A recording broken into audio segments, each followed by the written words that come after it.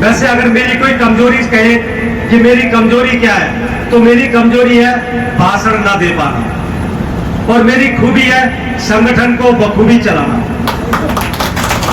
तो मैं ज्यादा भाषण तो दे नहीं पाऊंगा, लेकिन मैं इतना जरूर कहने आया हूं कि जो हमारी जो ये हस्ताक्षर अभियान जो ये चल रहा है, वोट चोर गद्दी छोड़ का, आदर्श श्री राहुल गांधी जी ने सभी के प्रूफ दिए, सभी के एविडेंस दिए, उसके बावजूद भी चुनाव आयुक्त ने आज तक कोई ना तो कोई कमेटी बनाई, ना बोला कि ऐसा हुआ है, जबकि चुनाव आयोग एक संवैधानिक पद है और उसको तुरंत ये जब उन्होंने इतना प्रूफ दिया, चाहे वो कर्नाटक का हो चाहे वो महाराष्ट्र का हो, उसके बावजूद उन्हें तुरंत कमेटी बनानी चाहिए या फिर तुरंत उसकी जांच करनी चाहिए। पहला जब उन्होंने प्रेस कॉन्फ्रेंस किया तब उन्होंने धमकी दी, चुनाव आयुक्त ऐसे बात कर रहा था ज्ञानेश कुमार गुप्ता जी जैसे शायद वो नेता हो, और जब दूसरी प्रेस कॉन्फ्रेंस आदर्श श्री राहुल गांधी जी की तो उसकी बोलती बंद हो गई और वो प्रेस के सामने नहीं आया। तो धिक्कार है ऐसे देश को और ऐसे चुनाव आयुक्त को कि जिसको जांच करवानी चाहिए, लेकिन जांच करवानी नहीं, बल्कि भाजपा उसके प्रवक्ता की तरह काम कर रही है।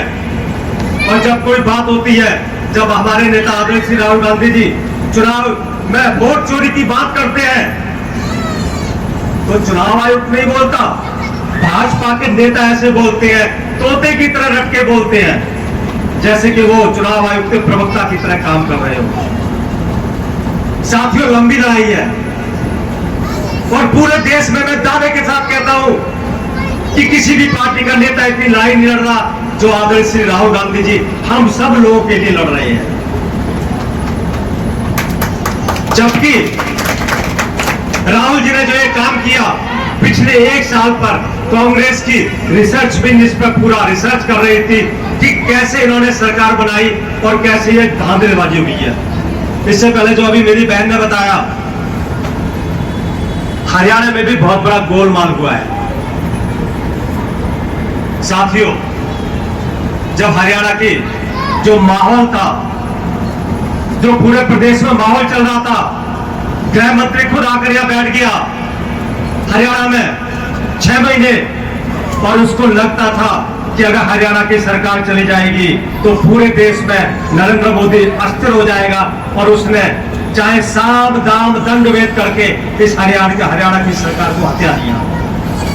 हमें ये पूरा हर गांव में, हर गली में, हर मोहल्ले में बताना है कि आपका वोट चोरी हो रहा है, कब किसके वोट काटे जा रहे हैं, किस हमारी बहन का वोट कट गया, किस हमारे भाई का वोट कट गया, और कहां से बाहर से जत्थे आते हैं जिनका वोट जुड़ जाता है और वो वोट डालते हैं। आपने कभी देखा है कि उत्तर प्रदेश, बिहार, बंगाल में 7-7, 8-8 फेजों में चुनाव होता है? ऐसा क्यों होता है भाई?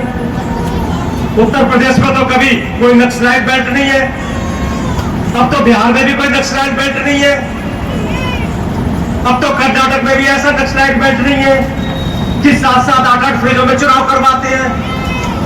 ये सब सोची समझी रणनीति है कि जो ये 10, 20, 50 हजार वोट जो डुप्लीकेट बनवाते हैं,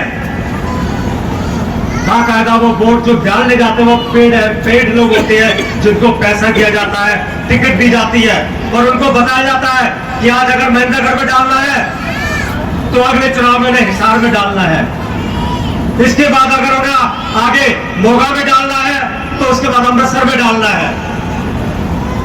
उनको बाकायदा हर जगह भेजा जाता है। जो राहुल जी ने पूरा बताया, ये मैं नहीं कह रहा, ये प्रूफ कह रहे हैं, ये रिसर्च विंग का पूरा बाकायदा उसके एविडेंस आए हैं।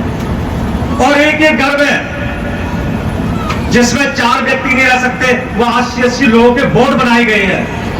क्या मजाक है ये, लोकतंत्र का मजाक है ये। हम सब साथियों के लिए, जो हमारे मध्यम वर्ग के हैं, निम्न वर्ग के लोग हैं, उन लोगों के साथ मजाक है। हमारे देश की खूबसूरती है प्रजातंत्र, जिसमें हम सभी लोगों को एक अधिकार है, वोटिंग राइट का, आरक्षण का, संविधान का। ये जो लड़ाई चल रही है, ये संविधान को बचाने की लड़ाई चल रही है। ये भाजपा जो करती है वो संविधान को मिटाने का काम कर रही है धीमे धीमे। और इन्होंने चुनाव से पहले, शायद आप सभी को पता होगा, आजकल तो हर जगह अखबार भी आते हैं, सोशल मीडिया भी है और टीवी भी है, कि इससे पहले 2024 के चुनाव से पहले इनके नेता खुद बयानबाजी कर रहे थे कि अगर 400 सीटें आएंगी तो हम संविधान खत्म कर देंगे, संविधान हटा देंगे, संविधान मिटा देंगे। लेकिन मुझे फख्र है अपने निवासियों के ऊपर, जिन्होंने हरियाणा में भी हमारी 5 सीटें जिताई और इस संविधान को बचाने का कार्य किया। ये लोकसभा में हमारे जो पिछड़े, दलित, वंचित समाज के जो लोग थे, जिन्होंने इस संविधान को बचाने का काम किया, मैं उन सभी का हार्दिक शुक्रगुजार हूं। साथियों, कांग्रेस पार्टी और आदरणीय श्री राहुल गांधी जी, श्री खड़गे साहब, जो वंचित समाज, पिछड़े समाज, दलित समाज, अल्पसंख्यक समाज, जो सभी समाजों की जो लड़ाई लड़ रहे हैं, मुझे लगता है ऐसा कोई पार्टी नहीं कर रही है, चाहे कोई भी पार्टी हो। हमारा वो दायित्व पता है कि हम सब लोग मिलकर आदरणीय श्री राहुल गांधी जी के हाथ मजबूत करें, जिससे कि लड़ाई जारी रख सके। अभी मैं देख रहा था पिछले वक्त, जब बिहार में, मैं अभी बिहार होके आया, कल ही बिहार से लौटा मैं, कुछ प्रोग्राम्स थे वहां पर, तो बहुत अच्छा बिहार में माहौल है। अभी भाजपा की हालत खराब है, क्योंकि ये वोट चोर गद्दी छोड़ का नारा जो मैंने देखा, बिहार के गांव-गांव तक, बच्चों तक, हमारी बहनों तक पहुंच चुका है। और जो सड़कों पे जो हुजूम निकल रहा है, तो उससे परेशान हो गए और उन्होंने कुछ जगह जीएसटी में कुछ कमियां कर दी। 18% को शायद 28 को 18% कर दिया, शायद ऐसा किया है। और जीएसटी बचत उत्सव मना रहे हैं लोग, बड़े बड़े होर्डिंग लगा रहे हैं, बड़े बड़े भाषण दे रहे हैं। प्रधानमंत्री उस दिन अपने मन की बात में कहने आया, लेकिन मैं आप सभी साथियों से पूछना चाहता हूं कि डीजल या पेट्रोल का रेट कम हुआ, नहीं हुआ? हुआ डीजल का रेट कम, पेट्रोल का रेट कम हुआ, एलपीजी गैस सिलेंडर का रेट कम हुआ? हमारी बहनें बताएंगी। फिर ये जीएसटी का रेट कम कहां हुआ? केवल बातों में कम हुआ, शायद, मुझे लगता है। बिल्कुल सही बोला। तो ये जो लोग गुमराह की राजनीति कर रहे हैं, केवल बरकरार की राजनीति कर रहे हैं, कि जो भी हमारे निवासी हैं वो सब मुद्दा भटकाने पे चले जाए। और इस जीएसटी बचत उत्सव की, कल मैं अखबार में पढ़ रहा था कि सरकार को 45,000 करोड़ का नुकसान हो रहा है। अरे भैया, 45,000 करोड़ का नुकसान हो रहा है, तो उससे पहले कमाया भी किसने था? कमाया भी तो भाजपा ही था, जिससे इन्होंने अपने ऑफिस बना लिए। 5 स्टार के ऑफिस बने हुए, भाजपा के जो कार्यालय है हर जिले में, वो 5 मंजिला और 5 स्टार की तरह बने हुए हैं। तो वो पैसा कहां से आया? किसी की जेब से आया क्या? तो अब मेरे जैसे और आप जैसे लोगों की जेब से गया है। तो ये सब बातें हमें ध्यान में रखनी है। और मैं तो एक बात और कहने आया हूं आपको, संगठन होने के नाते, कि किशन जी कहाँ है, हमारे सतवीर जी, अध्यक्ष जी, जितने हमारे साथी बैठे हुए हैं, हमारी बहनें बैठी हुई हैं, इन सभी को संगठन में जोड़ो।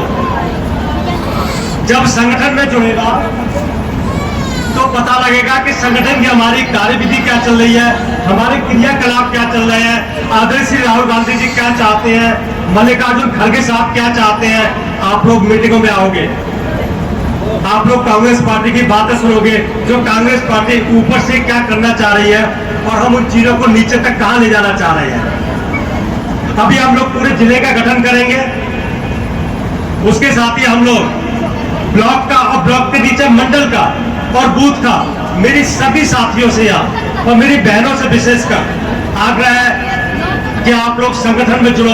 संगठन एक ऐसी कड़ी है, मैं संगठन की वजह से यहां पर आपके सामने बोल रहा हूं, नहीं तो मुझे कौन जानता, मैं उत्तर प्रदेश का रहने वाला, दिल्ली में वकालत करता हूं, कौन जानता महेंद्रगढ़ में जितेंद्र बघेल कौन है।